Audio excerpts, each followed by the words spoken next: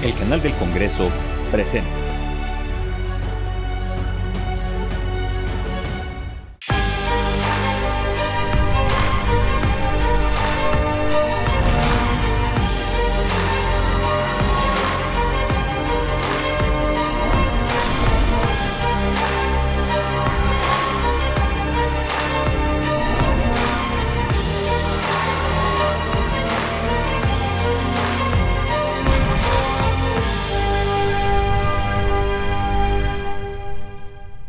Parlamento y Diplomacia, un espacio del canal del Congreso.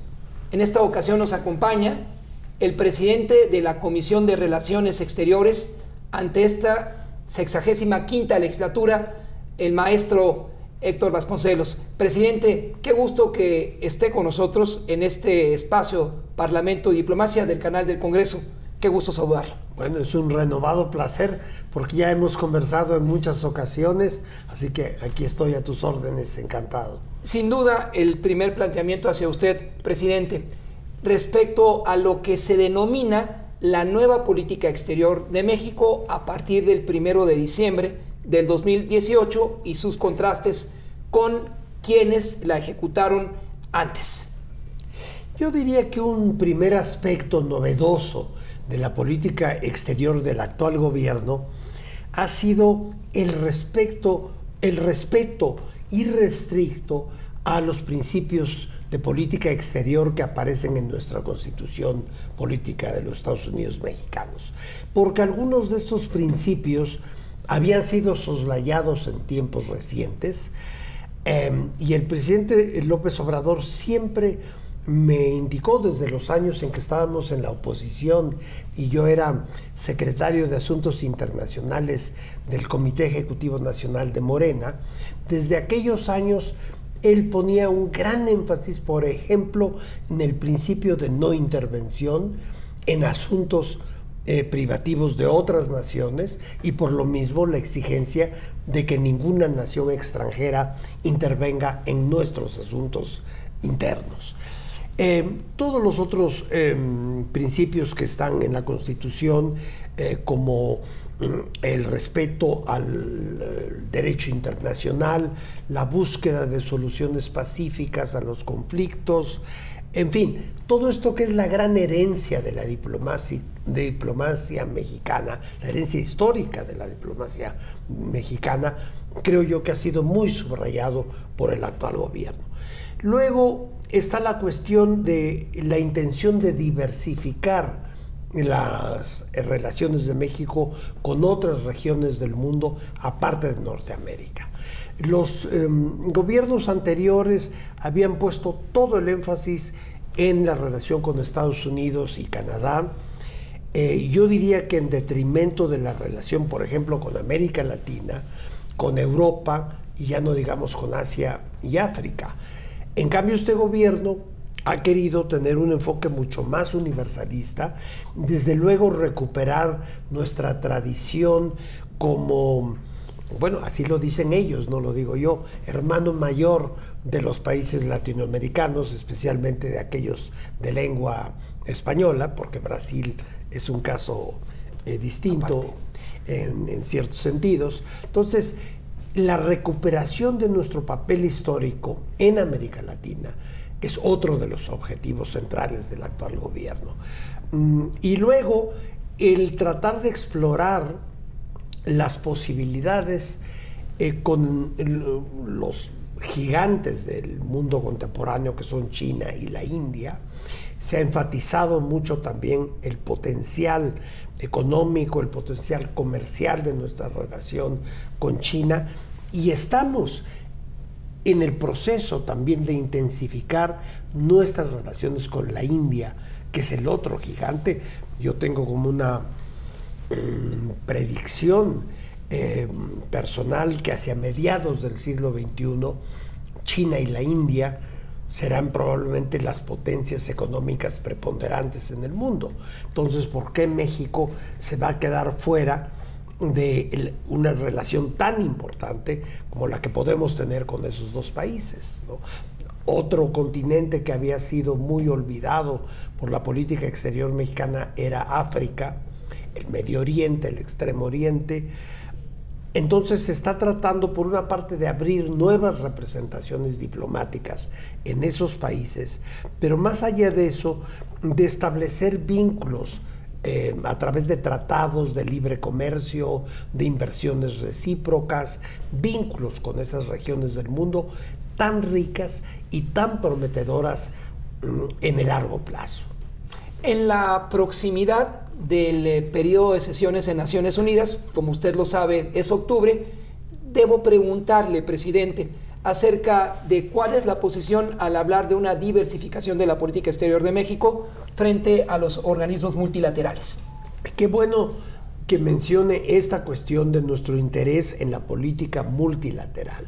Esto es esencial para el actual gobierno, porque es en los foros multilaterales donde México puede ejercer su mayor peso como nación, ¿no? En las relaciones bilaterales, pues siempre tenemos que enfrentar el hecho de que las grandes potencias mundiales tienen economías mucho más grandes que la mexicana, tienen influencia geopolítica muy importante. Entonces, en lo bilateral siempre estamos en relaciones dispares con otras naciones, especialmente con las grandes potencias. Pero en lo multilateral, ahí todos los países son pares, todos tienen el mismo peso en las Naciones Unidas, en todos los organismos multilaterales. Por eso es tan importante llevar hasta sus últimas consecuencias nuestra membresía en organismos internacionales. No podría pasar inadvertido, presidente de la Comisión de Relaciones Exteriores en esta 65 legislatura, el hecho que México ocupara la presidencia como miembro no permanente del Consejo de Seguridad. Quisiera lo explicara usted a Parlamento y Diplomacia. Claro, esto es un tema que ha sido muy político en México, ha sido muy polémico en México. Si a México le conviene estar como miembro no permanente cuando esto es posible del Consejo de Seguridad de la ONU o no. Yo me encuentro entre quienes pensamos que sí es importante que México participe en el Consejo de Seguridad, por muchas razones. Desde luego hay razones simbólicas, por otra parte es una prerrogativa que tiene México en Naciones Unidas, esta participación de tiempo en tiempo, pero además ahí está uno, pues digámoslo así, en la frontera de los más importantes acontecimientos internacionales de un momento dado de la historia, y qué bien que México participe, exprese su posición, vote, en fin, manifiesta su importancia como nación miembro de la ONU. En alguno de sus artículos, presidente, usted expuso que México como país originario en la Carta de San Francisco jugó un papel que, pregunto, ¿se refleja en la realidad y la magnitud y peso de México en la aldea global en su asiento en Naciones Unidas? Claro, desde la fundación de las Naciones Unidas, por ejemplo, nosotros hemos estado siempre a favor de que se reestructuren las prerrogativas del Consejo de Seguridad, porque ahí existe, como todos sabemos, el veto de las 5 grandes potencias del mundo, quienes con frecuencia hacen uso de este veto, y eso tiende a paralizar la acción concreta de la ONU en distintos conflictos en el mundo. México ha propuesto en distintas ocasiones, desde la fundación de la ONU, que no sean solo 5 grandes potencias quienes tengan este poder enorme que les da la posibilidad de vetar una acción de las Naciones Unidas. Lo menos que se podría hacer es ampliar el número de países que tienen capacidad de veto, o yo diría que simplemente sea la Asamblea General de la ONU donde se tomen las decisiones respecto a las políticas concretas que la ONU lleve a cabo en distintos conflictos del mundo. No tienen por qué ser 5 países que además representaban el escenario político al final de la Segunda Guerra Mundial, ¿no? Esos 5 países fueron los triunfadores de la Segunda Guerra Mundial, pero mucho ha ocurrido en 3/4 de siglo. Hoy ha cambiado la configuración del poder geopolítico internacional, y ya no tienen por qué ser solamente esos 5 países los que tomen las decisiones fundamentales. Entonces, presidente, para cerrar, México en los organismos multilaterales, Naciones Unidas, ¿sería usted partidario que los objetivos que trazaron la cumbre de Yalta, que estableció la conformación de cuatro grandes y después la República Popular China, de lo que vamos a hablar posteriormente, es obsoleto? Así es, absolutamente. Por ejemplo, el hecho de que no esté la India, que es el país con el mayor número de habitantes del planeta, es totalmente inexplicable en términos de las realidades del mundo del siglo XXI. Y otros países, que no estén, un país como México o Brasil, en fin, habría que reestructurar el Consejo de Seguridad, pero esto no se ha logrado a lo largo de décadas. Ha habido esfuerzos por una reestructuración del Consejo por muchísimo tiempo, y siempre los 5 países que tienen derecho a veto literalmente vetan cualquier modificación del estatus del Consejo, ¿no?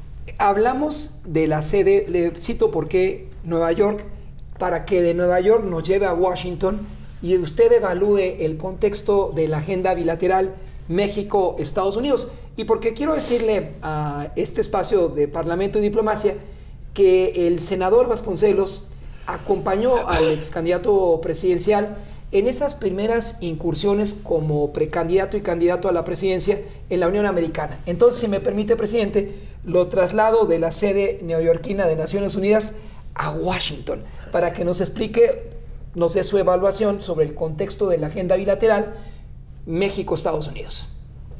Yo pienso que a lo largo de estos 4 años del actual gobierno hemos tenido de verdad grandes éxitos en nuestra relación con los Estados Unidos. Lo primero que salta a la vista es que hemos transitado por 2 administraciones, 2 gobiernos distintos, completamente diferentes de los Estados Unidos, y con ninguno de estos 2 gobiernos, me refiero obviamente al del presidente Trump y al del presidente Biden, con ninguno de ellos hemos entrado en conflictos. Estuvimos muy cerca de tener un problema muy serio en el 2019, ¿no?, cuando el presidente Trump amenazó con imponer aranceles de un 5% a las exportaciones mexicanas hacia Estados Unidos, pero eso no ocurrió. Se pudo encontrar una solución diplomática, y fuera de ese incidente es evidente que hemos logrado la ratificación de un nuevo tratado de libre comercio entre México, Estados Unidos y Canadá, lo cual en principio es altamente benéfico, yo diría que para los 3 países y desde luego para México. Entonces tenemos una realidad concreta, que es el logro de lo que llamamos comúnmente el TEMEC, que es el Tratado de México, Estados Unidos, Canadá. Desde luego hay problemas, pero si uno revisa la historia, siempre desde el inicio de nuestras relaciones diplomáticas, desde principios del siglo XIX, si no es que en otro sentido desde finales del XVIII, nuestra relación con Estados Unidos ha tenido muchos sobresaltos, muchos momentos evidentemente críticos, pero hemos logrado ir resolviendo los problemas a los que nos expone la fatalidad de nuestra vecindad geográfica, ¿verdad?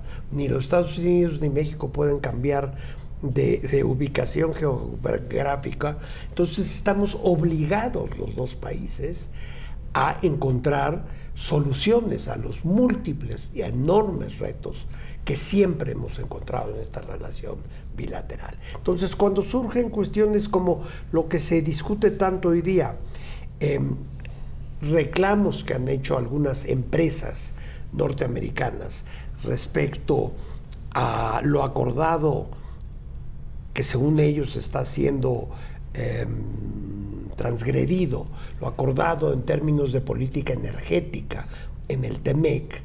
Ese tipo de situaciones siempre las hemos tenido con los Estados Unidos a lo largo, repito, del siglo XIX, de todo el siglo XX. Entonces no hay que alarmarse.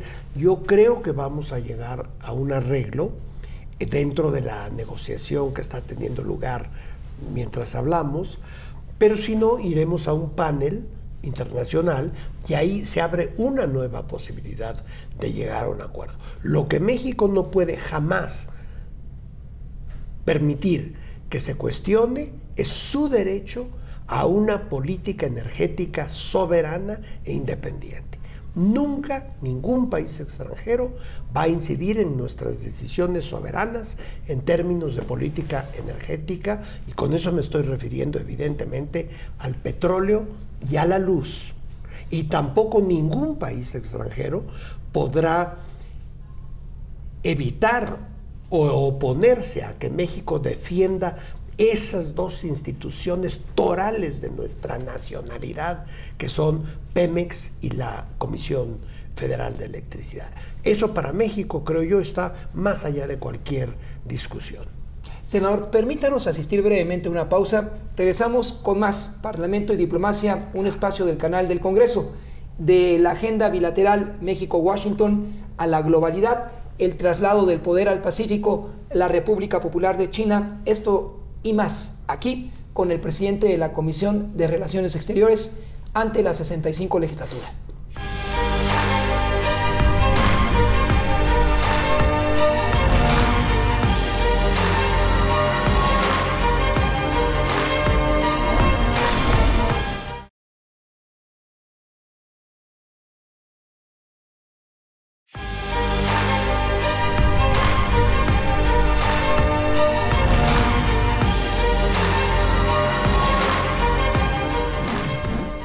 Parlamento y Diplomacia, un espacio del canal del Congreso, en esta ocasión con el presidente de la Comisión de Relaciones Exteriores ante la 65 legislatura, el senador Vasconcelos. Presidente, al término del primer bloque, dejamos a la audiencia con la inquietud de conocer acerca de lo que significa el traslado del poder del Atlántico al Pacífico, y en ese contexto quisiera explicar a usted, a Parlamento y Diplomacia, el contexto de la agenda bilateral México y la República Popular de China. Sí, yo creo que si uno analiza un poco la historia, es evidente que el centro del poder mundial, digamos, va cambiando a lo largo de la historia de una región a otra. Ha habido cuando menos dos periodos en que el centro del poder mundial lo fue China. Estoy pensando en siglos atrás, ¿no? Lo que pasa es que nosotros como generación nos hemos acostumbrado a que Occidente, a partir cuando menos del Renacimiento, ha sido el centro del desarrollo mundial en todos sentidos, en el sentido del desarrollo económico, científico, del poderío político. Pero yo sí me encuentro entre quienes piensan que esto está ya cambiando, que ya hay un proceso muy difícil de detener o imposible de detener, que va a cambiar el centro principal de poder en el mundo hacia Asia, hacia el continente asiático a lo largo del siglo XXI.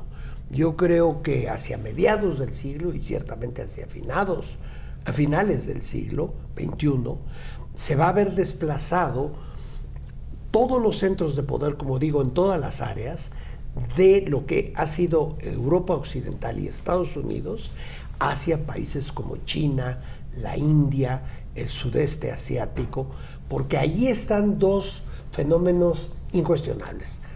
El poderío demográfico, ¿verdad? Son los países más poblados del planeta, y el gran desarrollo tecnológico que encontramos en ciertas áreas, tanto de la India como de China, como de Japón, ¿verdad? Entonces, sí creo yo que estamos en una transición que a veces se ha llamado del Atlántico al Pacífico como centro de gravedad del mundo. En ese contexto y con esa perspectiva, yo creo que la política exterior de México cada vez se ocupa más pues de esa transición, de que no nos quedemos fuera de este desplazamiento que está habiendo entre Europa, Estados Unidos y el Oriente. Queremos ser partícipes de ese nuevo mundo en que China y la India serán potencias de primerísimo orden, quizá las más poderosas del planeta. Por otro lado, en el Oriente se encuentran posibilidades de desarrollo económico, científico, tecnológico, prácticamente ilimitadas esas posibilidades, y México quiere estar presente con una muy fuerte relación con estas nuevas regiones de desarrollo económico en el mundo.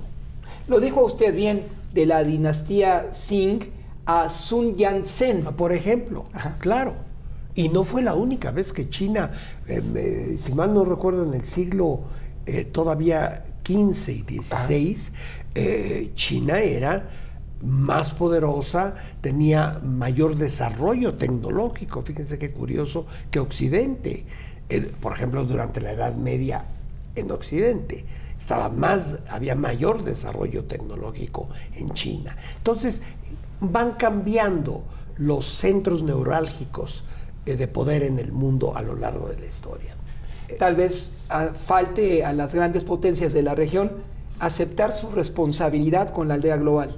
Claro, sí, sí. Entre otras cosas. Déjeme llevarlo a la importancia de esta Comisión de Relaciones Exteriores. Se sabe, y en el directorio del Senado de la República hay otras regionales, pero en lo general, esta Comisión de Relaciones Exteriores que usted preside, senador Vasconcelos, platíquenos en lo general. Sí, la Comisión de Relaciones Exteriores cubre nuestros vínculos con el mundo entero, ¿no? Con todas las regiones del mundo. Las otras comisiones que existen aquí en el Senado, por ejemplo, la de América Latina, la de América del Norte, la de Asia-Pacífico, justamente, la de Europa Occidental, se ocupan de la relación de México con esas específicas regiones del mundo, pero la comisión que yo me honro en presidir abarca, digamos, cualquier región del planeta. Consta a los reporteros que en algún momento otro poder, el Poder Ejecutivo Federal, en una reunión con los integrantes de un grupo parlamentario, hizo hincapié en su persona. Esto no surge de la noche a la mañana, senador Vasconcelos. No, pero ¿hincapié en qué sentido? Hincapié en el sentido de la responsabilidad sobre quien recae la presidencia de la Comisión de Relaciones Exteriores en la óptica de otro poder, el Ejecutivo Federal. Bueno, no sé si se esté usted refiriendo a que el presidente electo, cuando el licenciado López Obrador era presidente electo, pues hizo una sugerencia, digamos, a quienes acababan de resultar electos senadores, en el sentido, pero usted relátelo, usted lo si me lo permite. Bien. No, hago hincapié porque el siguiente planteamiento es por qué sobre la Comisión de Relaciones Exteriores recae la responsabilidad, claro que también lo hace el Pleno, de ratificarle al Ejecutivo Federal, al cuerpo consular o a los embajadores que el Ejecutivo Federal considera para esta ratificación. En algún momento, y esto es hincapié para ustedes, audiencia, el presidente electo visitó a los integrantes del grupo parlamentario que es mayoría en el Senado de la República,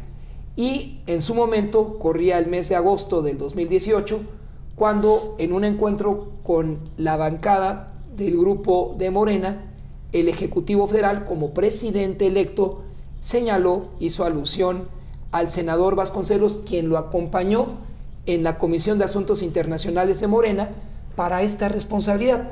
Por lo tanto, la Comisión de Relaciones Exteriores no pasa inadvertida hacia otro poder que no es el legislativo, que es el Poder Ejecutivo Federal. Esa era la alusión del periodista hacia usted, presidente de la Comisión de Relaciones Exteriores, sí. Y por lo tanto la importancia de esta comisión en el contexto de las demás comisiones del Senado de la República. Sí, pero hay que decir que la Comisión de Relaciones Exteriores ha tenido desde muchísimo tiempo antes de la presidencia del licenciado López Obrador la facultad de ratificar a embajadores y a cónsules generales. Correcto.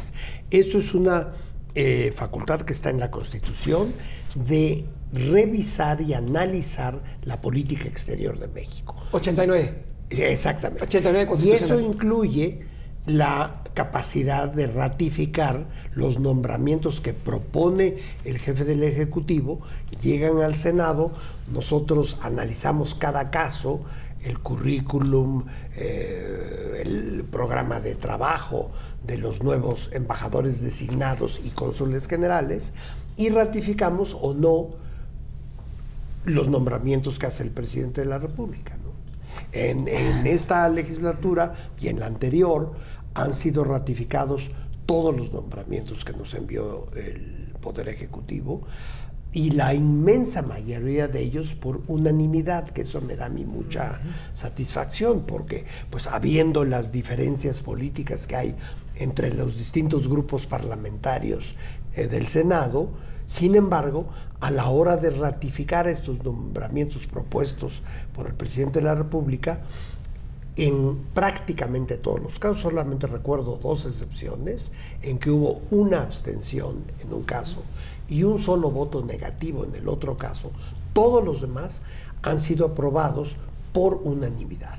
Es decir, han votado a favor de la propuesta presidencial todos los partidos presentes en el Senado de la República. Y esto se lo pregunté, presidente, porque usted también en su momento fue ratificado por el Senado de la República al ocupar la representación de México como embajador en Dinamarca. Claro, sí, por eso quiero que diga usted a nuestra audiencia del canal del Congreso, al momento en que usted recibe los nombres de quienes nos van a representar en el mundo, como usted nos representó ante Dinamarca, ¿cómo es ese proceso? En Noruega, también, Islandia. En los países nórdicos. Sí, bueno, simplemente analizamos, como ya decía yo, las características de cada propuesta, el currículum, el plan de trabajo, la trayectoria de cada embajador o cónsul general propuesto, y vienen a comparecer aquí al Senado los propuestos, y después se toma una votación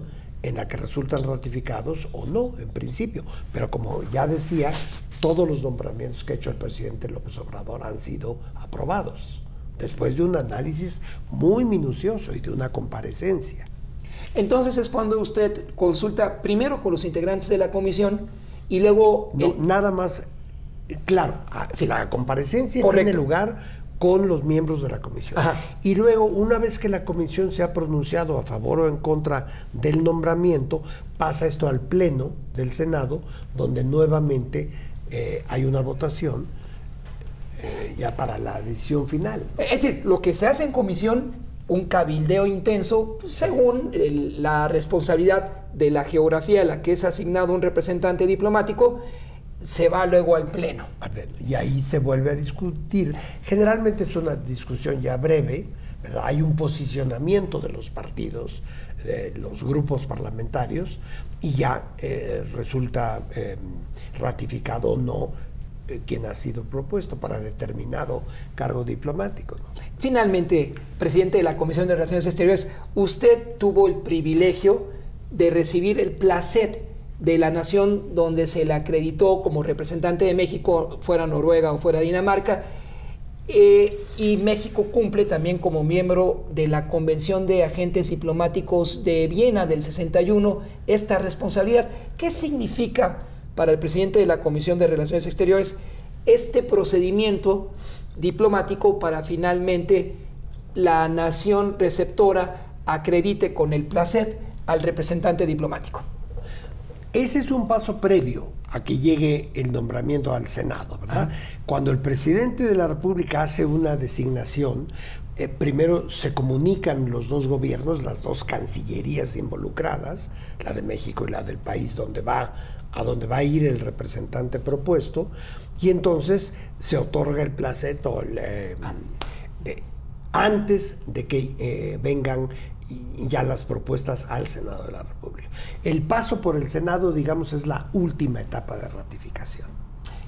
Senador don Héctor Vasconcelos, comentarios que desea agregar, agradeciendo su disposición de participar en Parlamento y Diplomacia, un espacio del canal del Congreso. Que yo quisiera agregar, pues nada más que siempre Me causa mucho placer conversar con ustedes, siempre sobre temas muy interesantes que espero a la audiencia les resulten de interés también. Pero pues para mí no es más que hablar de lo que es mi realidad cotidiana, lo que hacemos aquí todos los días, ¿no? Parlamento y Diplomacia, un espacio del canal del Congreso.